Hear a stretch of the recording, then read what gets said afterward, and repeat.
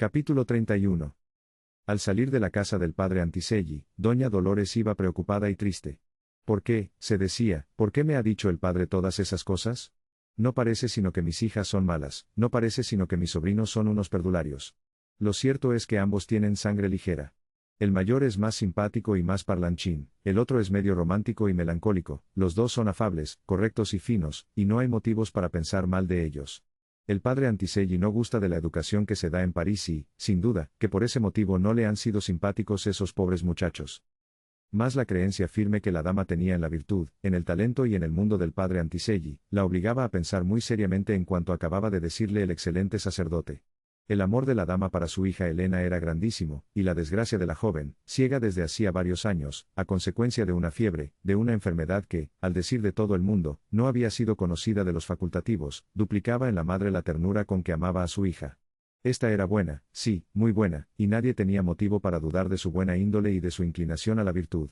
Elena era viva, cariñosa, afable, hasta dulce, y aunque apasionada e impetuosa en ocasiones, la menor advertencia era bastante para que la ceguezuela entrara en razón. De niña, cuando la reprendían por alguna travesura, por su falta de aplicación en la escuela o por algún capricho suyo que no era conveniente satisfacer, la chiquilla se rebelaba contra la autoridad materna, y rogaba, suplicaba, y volvía a rogar y volvía a suplicar, y a una nueva y terminante negativa, la muchacha exasperada lloraba, gritaba, se mesaba el cabello, y más de una vez arrojó lejos para hacerlo pedazos el primer objeto frágil que tenía delante, un plato, una copa, un vaso, o cualesquiera juguetes de los que había en la sala. Pero a los 13 años mudó de carácter, se tornó bondadosa, dulce, dócil y sumisa. Parecía melancólica y triste, y tanto que aquellas añoranzas, impropias en niña de tan corta edad, llegaron a preocupar, muy seriamente, a doña Dolores, la cual pudo observar en su hija cierto arrebatado entusiasmo para todo aquello que emprendía la chica, siempre que le era presentado como nuevo y flamante. Una labor, una lección de música, un libro nuevo era motivo en Elena para que trabajara horas y horas, para que no dejase el piano hasta después de medianoche, o para que, leyendo el libro que la traía en vilo, no pensase ni en comer ni en dormir. El estudio de la música le era difícil, y el maestro llegó a declarar que en Elena no había aptitudes positivas para el divino arte. La cuidadosa madre supo aprovechar en bien de la niña tales, y tan repentinos entusiasmos y Elena progresó en la escuela, y adelantó en la música de tal modo que maestras, y maestros se hacían lenguas de la joven, a quien pronto fue preciso vestir de largo. Como la familia había venido a menos ya las muchachas no iban a bailes, y en el teatro no se las veía sino de tarde en tarde, cuando había ópera, allá por diciembre, y eso solamente en una función. Don Ramón lo dijo con toda claridad. Nada de fiestas ni de teatros, que no está la Magdalena para tafetanes. Elena al oír esto, exclamó. Sí, papá. No te apenes ni te contraríes. Tan contentas en casita como en fiestas y teatros. No iremos más, y no porque tú no puedas gastar en diversiones, sino porque nosotras no queremos ir. ¿Fiestas? ¿Qué mejores que las que nos proporciona tu cariño? ¿Ópera? Ahí está el piano, y Margot y yo tocaremos hasta causar la desesperación en los vecinos. Vino la enfermedad. Elena estuvo entre la vida y la muerte. Salvó. Pero quedó ciega. Don Ramón hizo los mayores sacrificios para conseguir que su hija volviera a ver la luz del día.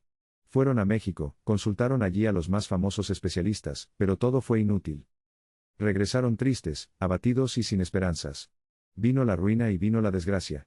Don Ramón principió a declinar visiblemente, y una insuficiencia valvular se lo llevó en 3 meses. No bien Elena quedó ciega, todos pudieron observar, incluso el maestro, que el talento musical que en la joven había parecido rudo y torpe se desarrolló en ella por modo prestigioso. Se afinó su oído, la memoria fue en aumento, y era cosa que asombraba ver cómo, apenas oía una pieza, y no juguetillos de baile despreciables y vanos, sino obras del repertorio clásico, ya la tocaba Elena, Margarita acudía en ayuda de su hermana y la obra quedaba puesta, y era ejecutada magistralmente, con expresión y con un sentimiento incomparables. La joven, que antes era melancólica y tristoncilla, se tornó jovial, bulliciosa y festiva. Padecía algunas veces desalientos y languideces, pero eran cortos, y a poco ya estaba cantando, como un pajarillo en día primaveral. Raro contraste el de aquella poética desgracia y el de aquella irreparable alegría. Ruiseñor ciego, Elena tenía su constante noche, arpegios y trinos en que vibraba, y palpitaba toda la jubilosa exuberancia de los 15 años. Y así vivió, y así vivía hasta la llegada de sus primos. Durante los días en que doña Dolores se ocupó, con sus buenas amigas las Pradilla, en quitar la casa, un observador perspicaz habría podido notar en la ceguezuela cierta intranquilidad ensoñadora, y una vaguedad de ideas que se manifestaban en la muy viva, clara y concisa conversación de la joven como en inciertas claridades lunares, como en el rielar del astro pálido sobre tranquila y soñolienta laguna. Para Margarita no pasó inadvertido el estado de ánimo de su hermana, desde aquel día en que Elena se empeñó en que le dijera cómo era su primo, y qué juicio se tenía formado de él, y la impresión que había causado. Margarita satisfizo a medias la curiosidad de Elena, pero no llegó hasta donde la ceguezuela quería que llegase. A su vez, la blonda señorita quedaba prendada de Alfonso, y pensó que, por mucho que en ello nada hubiese de malo, no era conveniente hablar así, de buenas a primeras, de afectos nacientes y ya vivísimos que, acaso, tendrían menos vida que la flor de mayo, el soberbio cacto, maravilla y reina de la noche, cuya corola inmaculada, rica de encajes y de gasas, urna de misteriosos perfumes, se abre al ponerse el sol, y se cierra y muere antes de que la aurora aparezca en las vagas lejanías del orbe. Cayó Margot su secreto, y cayó también el que había sorprendido en Elena. Pobrecilla, pensó. Bella, amable, apasionada, privada de la luz del día, ¿ha de cerrar su alma a la luz del amor? Doña Dolores no se había dado cuenta de nada de esto. Las recomendaciones del padre Antisegui la habían lastimado en lo más íntimo, pero, aunque injustas a juicio suyo las previsiones del jesuita, se resolvió ella a tenerlas presentes, para que le sirvieran de norma, y de guía en la vida nueva que para todos iba a empezar. Capítulo 32. Con una hora de atraso llegó el tren a Trigales. Detúvose allí, conforme al itinerario, unos cuantos minutos, y tan pocos que apenas hubo tiempo para que doña Dolores, las señoritas, Ramoncillo y Filomena, pudieran subir al vagón. En este venía Pablo, a cuyo cargo quedó el facturar equipajes y el tomar los billetes en Pluviosilla. En la plataforma venía el mancebo, quien se apresuró a colocar en el mejor sitio a todos los suyos, y entre ellos a Filomena, que venía muy triste y desmasalada. No menos lo estaban la señora y sus hijas. El viaje en tranvía, desde Pluviosilla a Trigales, fue silencioso como un entierro, callaba doña Dolores y callaban sus hijas. Ramón, muy campante en la plataforma posterior del vehículo, sonreía y tarareaba no sé qué airecillos de una zarzuela en boga, representada recientemente en el Teatro Principal de México, y traída pocos días antes a la ciudad de las aguas regadizas por una pésima compañía de histriones, portavoces trashumantes del género minúsculo. En vano las Pradilla, afables y cariñosas como siempre, intentaban, a cada momento, animar a sus amigas. La dama respondía con monosílabos, Margot permanecía meditabunda, y Elena, en un rincón, baja la frente y fija la mirada en el piso, como si quisiera descubrir, entre las sombras de su ceguera, los edificios de la ciudad metropolitana, solo despegaba los labios para preguntar, de tiempo en tiempo, por qué puntos del camino iba el carruaje. Más de una hora tuvieron que esperar en la estación de Trigales. Cuando el tren se aproximaba, la señora y las señoritas se despidieron de sus amigas, a las cuales pidieron órdenes. ¿Qué desean de México?, decía doña Dolores, y repetía Margot. Ya saben ustedes cuánto les agradecemos su cariño, y su bondad y su ayuda. Dios las bendiga. Las excelentes mujeres se deshacían en excusas. Una de ellas, Teresa, encargó a Margarita que hiciesen, en nombre de ambas hermanas, una visita a la Virgen de Guadalupe, en la iglesia donde a la sazón estaba la Santa Imagen, en tanto que se terminaban las obras de la catedral, para que en ella fuese coronada la bendita patrona de los mexicanos. Ya mandaré por ustedes, amiguitas mías, se apresuró a decir doña Dolores, a fin de que vayan a México, y asistan a las fiestas de la coronación, que serán soberbias. Y, mientras esto decían, las señoras se abrazaban cariñosamente. La dama y sus hijas tenían húmedos los ojos. Las Pradilla no pudieron más y se echaron a llorar. Me parece, murmuró Asunción al oído de su hermana, que se van para no volver nunca, que no las veremos más. A mí lo mismo, respondióle Teresa, secando sus ojos llenos de lágrimas. Quiera Dios que todo sea para bien de ellas. No sé qué desgracias presiento. El tren iba a partir, partía ya, cuando Pablo, asomándose por una ventanilla, gritó: Chonita. Teresita. Adiós. Queda el tranvía a la disposición de ustedes, para que regresen. Y agregó: pueden regresar a la hora que les plazca. Si quieren, esta tarde. Ya no le oyeron. Saludaban las Pradilla, y desde el tren que majestuoso se alejaba les decían adiós, agitando sendos pañuelos, doña Dolores, Margarita y Ramón. El tren, arrastrado por su potente y doble máquina, envuelto en larguísimo penacho de humo, que parecía caer pesado sobre los vagones, atravesaba larguísima llanura, una inmensa y verde sabana, sembrada de rocas y esmaltada con las 1000 flores que el estío riega por todos los valles de Pluviosilla, tan luego como caen en ellos las primeras lluvias de mayo, ramilletillos blancos, campánulas de color de violeta, asclepiadeas frondosas, en cuyos tallos cortos y rígidos el viento arrasante de la comarca mecía pesadamente glaucas y rarísimas umbelas. Hacia la izquierda lucía sus verdores, y su rojo camino la cuesta de Necoxtla, donde a vueltas y trabajosamente se abría paso entre las rocas un sendero quebrado y expuesto a los rayos del sol. Cerca de la vía centenares de obreros echaban los cimientos de una grande y nueva fábrica, que vendría a ser como la última almena de la regia y mural corona de Pluviosilla, nuevo joyel, según dijeron en el siglo de León XIII, de la soberbia corona de la soberbia Manchester de México. A la derecha quedaba Trigales con su blanco caserío, su torrecilla simpática, sus pintorescas colinas, y más allá la vega de Pluviosilla, con sus pingües heredades, sus montañas altísimas, semejantes a colosales bastiones ennegrecidos, e invadidos por un torrente de jaramagos. En el fondo, hacia el norte, dilatadas dehesas, una hacienda cercana, casi a la vera del camino de hierro, y en el último término las cumbres de la mesa central, las alturas de Maltrata, por las cuales el tren, en avance fatigoso, asciende y parece trepar como un dragón de las edades antediluvianas. Margarita y doña Dolores, en momentos en que el tren atravesaba el camino carretero, frente a la antigua venta de Santa Cruz, volviéronse y miraron hacia Pluviosilla, como para enviarle el último adiós. No vieron más que la cumbre de la colina del Resental, y en ella, apenas perceptible, la férrea cruz que colocada por piadoso triunfador marca, y protege con su respetable sombra aquel sitio de combate, donde corrió la sangre de 1000 valientes. Al pie de aquel cerro quedaba la tórrida y devota ciudad, Pluviosilla la hermosa, la budística Pluviosilla, donde habían sido felices, donde ambas habían amado, donde habían padecido, en cuyo suelo tan fecundo en azucenas, dormían el sueño bienhechor de la muerte seres amados, viajeros de las eternas lontananzas azules. El tren ascendía, escaló las primeras estribaciones de la cordillera, deslizándose por las fáciles y verdegueantes laderas, se aventuró atrevido por una garganta, pasó ligero puente, por donde se veían innumerables legiones de pinos que, al borde de un riachuelo, parecían saludarle como a un amable y conocido vencedor. Entraba el tren en los valles de Maltrata. El pueblo blanqueaba a lo lejos, y el caserío asomaba entre las milpas resonantes, y a la sombra de los chirimoyos y de los capulines. Brevísimos instantes en la estación, gritos atiplados, delatores de las alturas y del clima, vendedoras rústicas que con reclamo urgente pregonaban sus mercancías, y que iban y venían, a lo largo del andén, ofreciendo duraznos, higos, aguacates, y orquídeas en flor. A poco, el dragón formidable prosiguió en su camino, lento aquí, rápido allá, serpeando entre 1000 heredades incultas, que algún día se convertirán en productivos viñedos, y en constante ascenso subió hasta lo más elevado de aquellos montes. Túneles y puentes le daban paso franco por desfiladeros y taludes, que brumas y nieblas frías velan con gasas fugitivas y con sendales vaporosos. Surgían entre las nubes, a manera de espectros y como envueltos en flotantes sudarios, pinos y ocotes, estos de copa esférica, aquellos, altos, esbeltísimos, lánguidas las ramas, enhiesta la aguja principal, en constante dirección hacia el cielo, y anhelosa de llegar a las regiones y límites del éter. Soplaba helado viento que penetraba en el vagón y entumecía cruelmente. Al pasar los túneles el humo inundaba el recinto. Envolvióse doña Dolores en amplio manto de viaje, prenda rica, ya muy usada y marchita, resto de antiguas abundancias y de peregrino lujo, y recomendó a sus hijas y a Pablo, que estaba cerca de ella, que también se abrigaran. Filomena recogió sobre el pecho las puntas de su rebozo, y se acurrucó en el asiento, hecha un ovillo. Los silbidos de la locomotora resonaban en los barrancos, repetidos por los 1000 ecos de la serranía. Los viajeros se agrupaban cerca de los ventanillos, del lado izquierdo, para gozar del espléndido e incomparable panorama que les ofrecían aquellos valles y aquellas hondonadas, y que atraía las miradas de Margarita. Al avanzar el tren por un viaducto, el valle, tan hermosamente iluminado por el sol, desapareció de repente.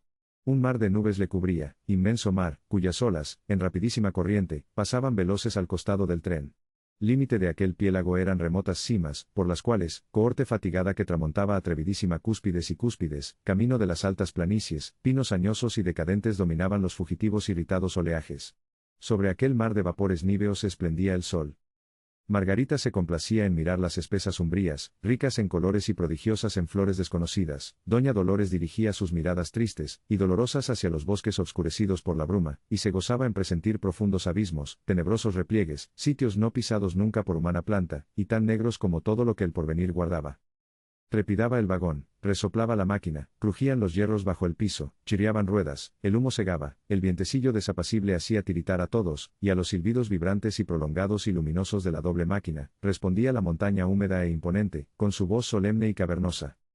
Rápidamente huyeron las brumas como deshechas por el viento, tornó a brillar por todas partes la claridad del sol, y a la vista de los viajeros atónitos apareció Maltrata, radiante y tibia, espléndida en colores, sobre afelpada alfombra, en que se unían aquí o más allá se separaban, matices amarillos y verdes, desde el pajizo de las mieses maduras hasta el tono negruzco de los abetos perdurables, que en masa compacta e intensa espesura daban fondo al pino al poblado, y los huertos y a la ciudad, la cual se extendía diseminada como sobre un inmenso tablero de ajedrez, en cuadros desiguales y caprichosos.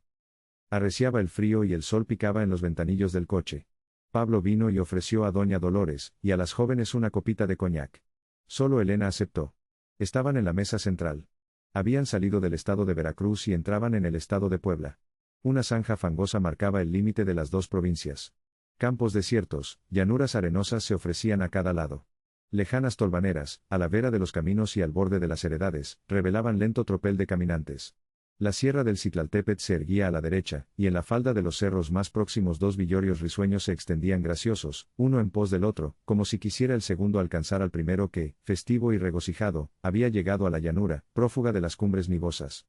Sobre las altas montañas, por sobre las cimas escuetas, centellante y argénteo, brillaba el volcán, cuyo ápice espejeaba con lampos de platino, semivelado por una nubecilla horizontal, blanca como plumón de cisne. Capítulo 33. A las vívidas y húmedas regiones montañosas, cubiertas de rica aunque no exuberante vegetación, sucediéronse vastas y arenosas llanuras, planicies escuetas y áridas, grandes y dilatadísimos valles, engalanados a la sazón, gracias a las lluvias de estío, con una lozanía tan hermosa como efímera. Verdegueaban esmaragdinos colinas y collados, y en las sementeras, el maíz jefe de la espigada tribu, como dijo Bello, desplegaba la pompa incomparable de sus crujientes hojas y de sus banderines tremulantes, flámulas inquietas que fingían misteriosos ruidos y frufrú de faldas. En las montañas grupos de abetos verdinegros, encinares espesos, mezquites sombrosos de uniforme pesado ramaje, rompían la unísona coloración de los fondos, término de un paisaje que, en gradación finísima, desleía sus tintes hasta confundirlos con el azul vago de los montes distantes, con el gris intenso de otros más remotos, y con la curva zafirina de un firmamento libre de vapores acuosos. A un lado y al otro de la vía, haciendas que parecían fortalezas, castillos desiertos, lúgubres y sombríos, llenos de leyendas trágicas referentes a nuestras guerras civiles, lóbregas casonas, con su templo inmediato, en cuya espadaña ruinosa o en cuyo campanil esbelto y albeante revolaban tornasolados pichones y palomas níveas, caseríos parduzcos diseminados en las heredades o dispersos, al pie de los altosanos intonsos, como bandadas de aves viajeras asustadas de pronto por el azor, unos y otros esmaltando, en variedad poética y pictórica, praderas, lomas y colinas. Cerca de la vía, en surcos paralelos e ilímites, fabácea plantación prometedora de cosecha pingüe, que en sus frondosas matas lucía ramilletes aperlados, salpicados de manchas negras. El aire frío y seco. El sol centelleaba en las mieses maduras como en chispas de fuego, y esplendía con reflejos de níquel en los cebadales ondulosos. El tren se acercaba velozmente, con velocidad nunca sentida por viajeros de cumbres abajo, y al paso de la imponente locomotora, asustados por el vibrante silbido, apartábanse reses flacas y angulosas, y alguno que otro rebaño que mal conducido por los zagales huía precipitándose hacia las zanjas colaterales en atropellado tropel. Huían las greyes, y el dragón impetuoso pasaba imponente, dando a los templados alicios su espeso penacho, el cual se deshacía pronto en copos menudos o en sutilísima niebla. Uno que otro maguey en la lin de las sementeras, magueyes que se pavoneaban de su vigor perenne, y que se alzaban, de entre la floración jalde de los matojos veraniegos, alargando las púas sanguinolentas sobre un oleaje verde espolvoreado de oro. Pronto aquellos paisajes no tuvieron atractivo para Margot, a quien las tierras frías eran tristes y monótonas, y para la cual solo había encanto en la exúbera magnificencia de las comarcas tórridas. La joven se sintió abatida. En vano dirigía su mirada ensoñadora y melancólica hacia los últimos términos de la uniforme llanura, hacia las vacías empalidecidas lontananzas. Quiso leer, pero no traía libro alguno. En todo había pensado, menos en eso, y recordó que Alfonso le había ofrecido remitirle no sé qué versos de uno de sus poetas favoritos.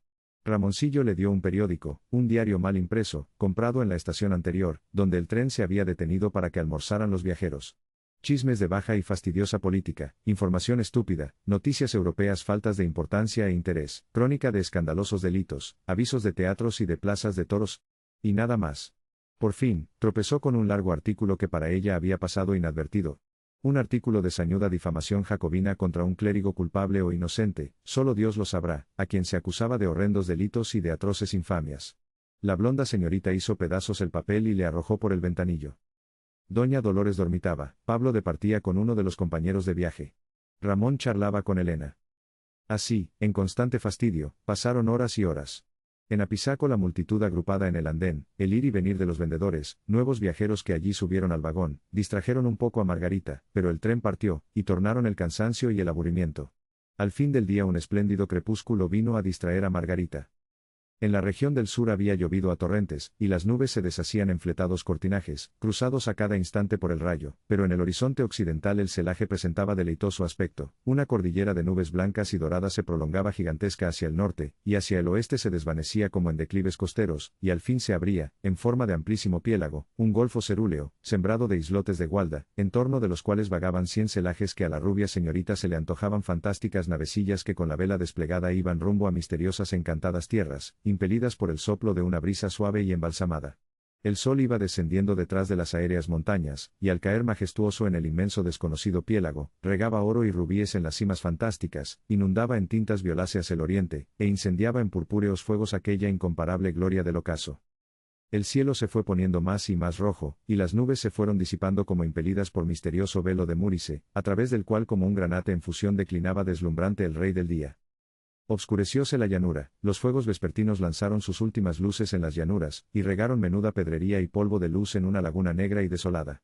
Las sombras de la noche no venían de los montes, sino que parecían levantarse del suelo, o aparecer repentinamente entre las legiones de innúmeros magueyes o detrás de los altos y ennegrecidos almiares. Vino la noche, fueron encendidas las lámparas del tren, y la incansable locomotora lució en las tinieblas su penacho de fuego. Margot, dijo Helena, ven acá. Siéntate a mi lado. La obedeció la joven. Dime, dijo la ciega al oído de su hermana, abrazándola cariñosamente. ¿Crees que Juan estará en la estación? Así lo creo, a menos que ande de fiesta con algún amigo. ¿Por qué dices eso? ¿Sabes algo? No sé nada. ¿Qué Alfonso no te ha dicho algo de eso? ¿A mí? Sí. Si no le he visto. Ya lo sé. Pero te ha escrito. ¿A mí? Sí.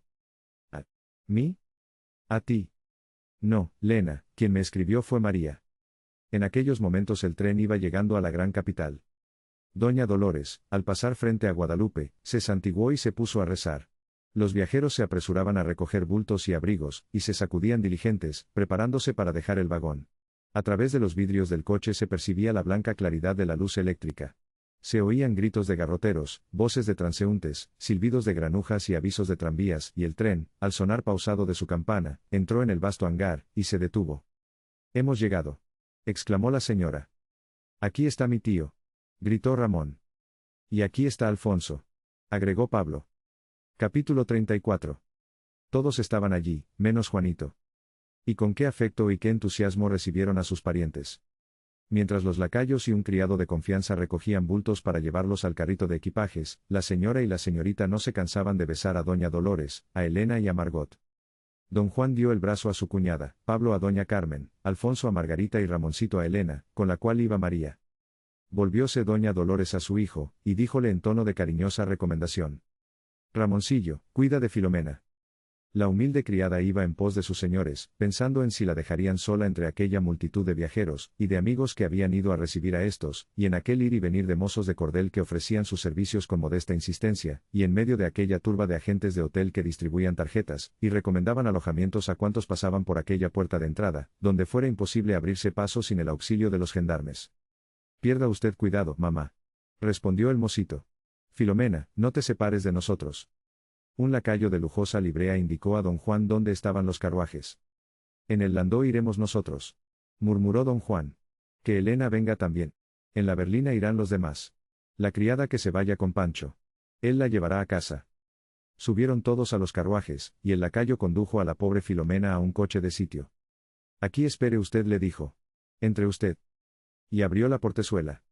«Pase usted, señorita, pase usted», se apresuró a decir el cochero cortésmente, sorprendido de la núbil belleza de la muchacha. Filomena entró en el carruaje, muy asustada y temerosa. Aquello no le gustaba. No le gustaba. ¿Por qué la habían dejado sola? ¿Por qué la abandonaban así, en un coche de sitio, con gentes desconocidas, con un mozo a quien no había visto, y con un auriga malévolo, mal vestido y maloliente, y que había lanzado sobre ella un aliento fétido, como de bebedor de pulque? ¿Por qué la dejaban así? Ella no merecía eso, que a la infeliz muchacha le causaba una impresión como de menosprecio y desamor. ¿Y qué criados tan elegantes tenían los parientes de sus amos? ¿Y qué guapos? Qué bien se veían con aquellas levitas, y aquellos pantalones blancos y aquellos sombreros altos y aquellas botas de charol. A juzgar por los cocheros, la casa de don Juan sería un palacio. Mucho le habían contado a Filomena de los lujos y esplendores de las casas grandes y de los palacios de los millonarios, pero no se los imaginaba así. Vaya. Si ni el gobernador del estado cuando iba a Pluviosilla tenía tanto lujo y tanto boato. Filomena pensaba en todo esto que no le agradaba, pero que despertaba vivamente su curiosidad. ¿Qué haría ella, humilde y pobre servidora, acostumbrada a la vida modesta de Pluviosilla, tan conforme con la pobreza, entre aquellos criados de tanto rumbo? Como los criados serían las criadas. Y si aquellos vestían así, tan ricamente, ¿cómo vestirían estas? Linda iba a estar ella con su enagua de percal y su rebozo barato. Filomena pensaba en todo esto, y consideraba que lo natural era que sus amos se fueran con sus parientes en aquellos coches tan hermosos. Sí, eso era lo debido. Pero, que no la hubieran dejado sola. Ella no era ingrata, se había portado bien, no merecía aquel trato. Y el hombre. Aquel con quien debía ir, que no venía. ¿Qué estaría haciendo? Ya se ve, allí, eso de sacar equipajes no era cosa fácil. Estarían descargando. Como no se fuera a perder algo. La muchacha hundía sus miradas curiosas en la oscuridad del patio de la estación, mal alumbrada por dos focos de arco, y se complacía en ver partir tantos y tantos coches, unos elegantes y suntuosos, otros, los más feos y destartalados, que en las sombras de aquel patio, que a ella le pareció inmenso, parecían cocuyos, y que iban desfilando uno a uno, se detenían un momento en la gran puerta, donde los gendarmes los paraban un instante, y luego partían rápidamente, y se alejaban y se perdían entre las tinieblas de una gran plaza. ¿Aquel era México? ¿Aquella era la gran capital? Pues qué mal iluminada. Y aquel hombre que no venía. El cochero, muy sentado en el pescante, fumaba y charlaba desvergüenzas con un mozo de cordel amigo suyo. Por fin, alguien dijo detrás del coche. ¿128? Aquí estoy, jefe. Respondió el cochero. Aquí lo están aguardando. Esto fue dicho en tono tan malicioso que la muchacha, más que temerosa, sintióse indignada. Un hombre vestido de negro se acercó al coche. ¿Usted es la señora que va a la casa del señor Collantes? Sí. Respondió la muchacha. Pues vámonos. Y el hombre entró, se sentó al lado de Filomena, se asomó por la portezuela, y gritó. A la casa. Ya sabes. Filomena tembló. ¿A dónde la llevarían? El coche echó a andar. En la puerta de la estación le detuvieron los gendarmes. El cochero dijo el nombre de una calle, y siguieron adelante, a través de la plaza. A poco entraron en una calle amplísima. Voces de vendedores, avisos de tranvías, gritos de granujas que pregonaban periódicos, coches que iban y venían. La calle interminable, muchos transeúntes en las aceras, casas en cuyos salones iluminados se veían cortinajes magníficos, tiendas resplandecientes, tenduchos miserables, carnicerías iluminadas y lujosas, boticas somnolientas, que hacían alarde nocturno de sus aguas de colores, un templo sombrío, un jardín tenebroso, bajo cuyas arboledas se perdían los paseantes, una avenida majestuosa, la arteria principal, ruidosa, espléndida, deslumbrante, en la cual los carruajes, a cual más hermoso, apenas cabían, tiendas magníficas, fondas aristocráticas, dulcerías soberbias que en sus aparadores ostentaban mil y mil prodigios de azúcar de colores, joyerías en que la riqueza competía con el aparato deslumbrador y, por fin, una calle silenciosa y triste, oscura y desierta. En tanto el compañero de Filomena se mostró muy atento y cortés. ¿Ya sabía usted a México? Díjole. No. Respondió la muchacha. ¿Le gusta a usted? Sí, es muy bonito. ¿Viene usted contenta? Yo estoy contenta donde están mis amos. ¿Cuánto tiempo va usted a estar aquí? No sé. Venimos para quedarnos acá. Sí, ya está lista la casa. Hace 15 días que hemos estado arreglándola. ¿Ya está lista? Sí. Esta noche se irán ustedes para allá. Allá está la cocinera. Luego que cenen los señores se irán ustedes. ¿De veras le gusta a usted México? Sí. Pero, yo. Mejor estaba en Pluviosilla. ¿Por qué? Me gusta más la tranquilidad del rancho. Así dicen ustedes.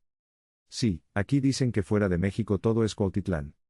Pues, la verdad. A mí me gusta más mi tierra. Eso va en gustos. Ya irá usted mirando. Sí. Ya veré. Vea usted, esa es la Alameda. ¡Qué grande! La de allá es más bonita. Esa iglesia es Corpus Christi. ¡Qué fea! Allí es el puente de San Francisco. ¿Qué, hay un río? No. Pues entonces, ¿por qué le llaman puente? ¿Quién sabe? El cortés acompañante calló. Filomena no volvió a abrir los labios. Al fin dijo. ¿Todavía está lejos la casa? No, ya llegamos. El coche se detuvo, bajó el criado, y bajó Filomena. Francisco pagó al cochero, y ambos entraron. En el patio estaban los carruajes de la casa. Cocheros y lacayos conversaban con el portero. Por aquí. Dijo Francisco a Filomena, y la condujo al segundo patio, y la hizo subir por la escalera de la servidumbre. Capítulo 35. Cuando llegaron nuestros viajeros, ya estaban en la casa el doctor Fernández y su amigo don Cosme, a quienes don Juan había convidado a cenar, o mejor dicho, a comer, como allí se decía. Muy grata fue para todos la presencia del canónigo y de su piadoso amigo. Hablóse de Pluviosilla, y se habló también de los capellanes de Santa Marta, de la fiesta del mes de María, de las fatigas consiguientes a un cambio de residencia, y de los incidentes del viaje. La señora y las señoritas se entraron al tocador. Pablo y Ramoncito bajaron a las habitaciones de sus primos para quitarse el polvo. ¿Y Juan? Preguntó Ramón. Hace 3 días que no lo veo. Se fue de casa con unos amigos. Vendrá mañana. Elena tenía la esperanza de hallarle en la estación. Me encargó, al irse, que le excusara con ustedes. Tenía un compromiso muy anterior. Pero mañana le tendremos aquí. Laváronse los jóvenes, se arreglaron y subieron al piso principal. No tardaron en volver las señoras. Pues, como te decía yo, decía doña Carmen, todo está arreglado. Nos dijimos, eso es lo mejor. Que lleguen y se encuentren casi arreglada la casa. Allá estarán más contentas y, desde luego, podrán ir sacando sus cosas.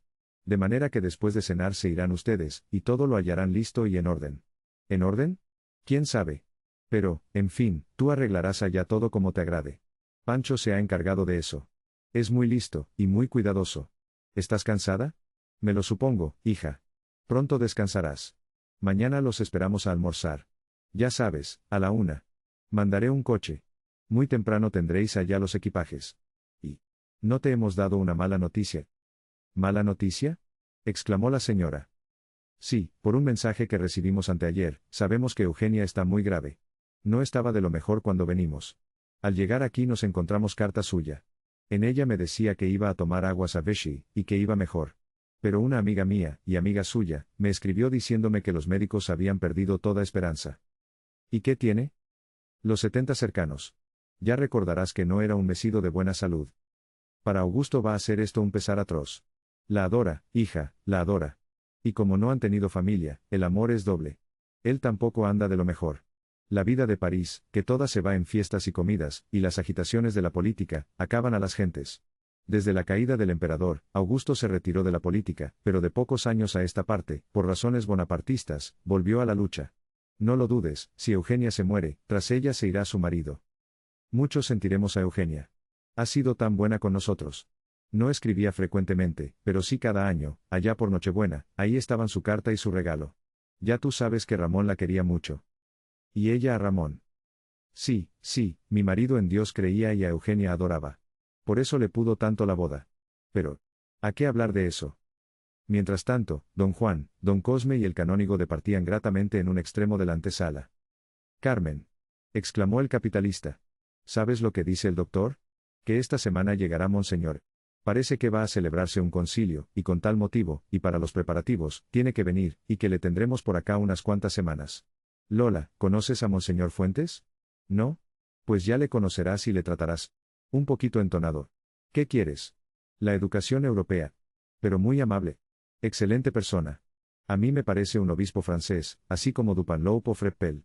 Gran orador. Yo le oí en París, en San Sulpicio, en el triduo de la colonia mexicana. ¿No cree usted, doctor, que es un orador elocuentísimo Monseñor Fuentes? A decir verdad, y a ser yo franco, no. Cuanto más bella no es la antigua elocuencia española, y aun la mexicana, aquella de hombres como Valentín, Pinzón y Martínez. Como Munguía, ni se diga. La oratoria de Monseñor Fuentes me parece un poco mundana. Un compañero me dice que es algo teatral, y que Monseñor cuando predica, aquí por lo menos, más quiere ganar aplausos que almas para el cielo. ¿No piensa usted como yo, amigo don Cosme? Mucho de ostentación de la propia suficiencia, mucho saber, nadie lo niega, pero poca unción. Vamos, vamos, que no mueve a piedad. ¿No es verdad, señor don Cosme?